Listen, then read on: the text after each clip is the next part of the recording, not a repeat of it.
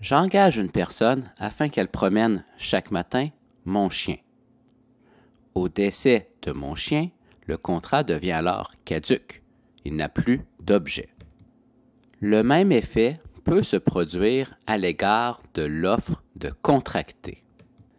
L'article 1392 du Code civil du Québec prévoit différents scénarios où une offre de contracter devient caduque, c'est-à-dire qu'elle meurt et ne peut plus alors produire d'effet. L'offre devient caduque lorsqu'aucune acceptation n'est reçue par l'offrant avant l'expiration du délai imparti. Lorsque le délai imparti arrive, l'offre devient caduque. Elle meurt. À défaut d'avoir prévu un délai dans l'offre devient tout de même caduque à l'expiration d'un délai raisonnable. Ce délai raisonnable varie en fonction des circonstances entourant chaque offre.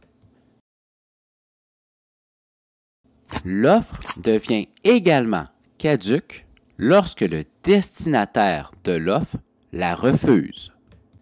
De même, l'offre devient caduque au décès de l'offrant ou encore au décès du bénéficiaire de l'offre. L'offre qui n'est pas acceptée avant le décès devient alors caduque et ne produit plus d'effet. Elle ne pourra donc plus jamais être acceptée. De la même manière, l'offre devient caduque lors de la faillite de l'offrant ou du bénéficiaire.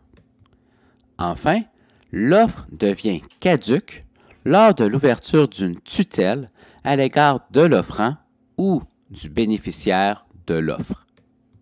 Dans tous les cas, l'offre devient caduque si l'une de ces causes survient avant que l'acceptation ne soit reçue par l'offrant.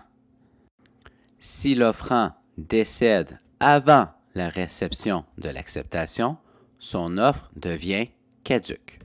Si l'offrant décède après la réception de l'acceptation, le contrat est alors formé et il s'agit plutôt d'un problème pour ce qui est de la succession.